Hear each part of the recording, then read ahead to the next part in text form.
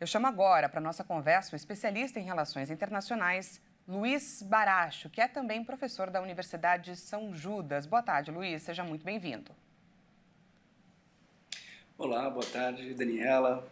Muito obrigado por estar aqui e a todos os telespectadores do seu programa.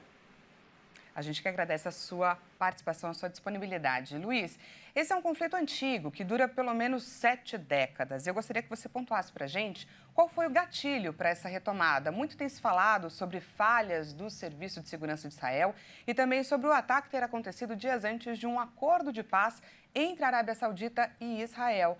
Dê para a gente um panorama geral. Claro.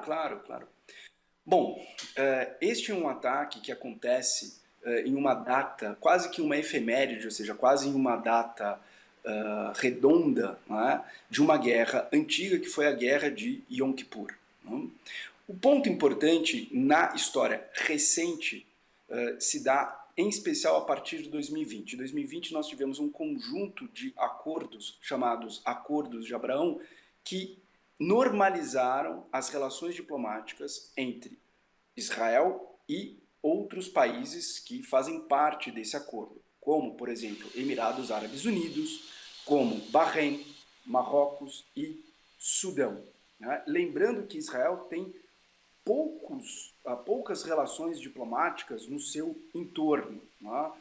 No final dos anos 70 tivemos a normalização com o Egito, nos anos 90 com a Jordânia, e desde 94 nós não tínhamos progressos nesse sentido. E tivemos entre 2020 e 2021 nesses acordos chamados Acordos de Abraão. No bojo desses acordos, nessas negociações, Israel vinha se aproximando da Arábia Saudita. E vamos lembrar que no Oriente Médio nós temos uma disputa de liderança regional entre, em especial, a Arábia Saudita por um lado e Irã por outro lado. A Arábia Saudita, que sempre foi um estado que se mostrava muito complicado para Israel, porque era muito próximo dos Estados Unidos, um estado de fortes alianças, de uma forte aliança estratégica com Israel, agora se aproximando de Israel em uma negociação que, com certeza, pelo peso da Arábia Saudita, teria implicações, inclusive, da forma como Israel trata a Palestina. Isto seria uma enorme vitória para a Arábia Saudita em termos de liderança da região e uma clara derrota pelo Irã. Né? E lembrando que o Irã é um dos financiadores de movimentos como Hezbollah e Hamas. Né? Não dá para dizer sem informações de inteligência, e essas informações os governos que acabam produzindo e tendo acesso, que de fato Irã financiou isso ou planejou isso, mas é muito provável que algum tipo de suporte tenha tido. Como vocês mesmos mostraram na reportagem de vocês, a faixa de Gaza é extremamente precária. Não haveria como o Hamas coordenar uma ação dessa sem algum tipo de suporte, ainda mais quando falamos do Estado de Israel, que tem ali um aparato de segurança que pouquíssimos países têm.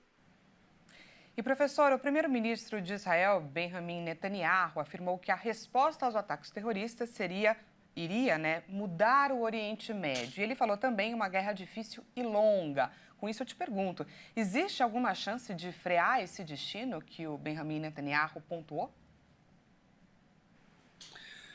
Veja, uma guerra, pelo menos nas próximas semanas, isso infelizmente me parece inevitável.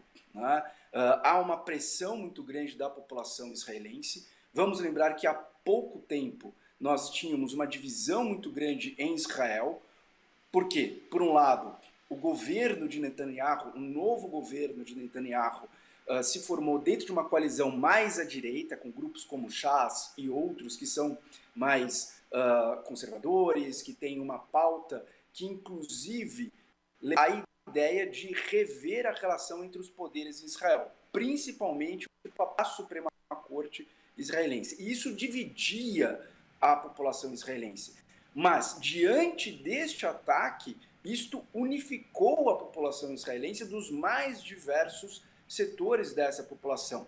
E, com certeza, Netanyahu né, se aproveita disso e vai ter de dar uma resposta, porque essa será, né, uma pressão da sociedade civil israelense. E claramente houve aqui uma falha no sistema de segurança de Israel. Então, se ele não der algum tipo de resposta nesse sentido, ele com certeza prejudica a sua manutenção à frente do governo israelense.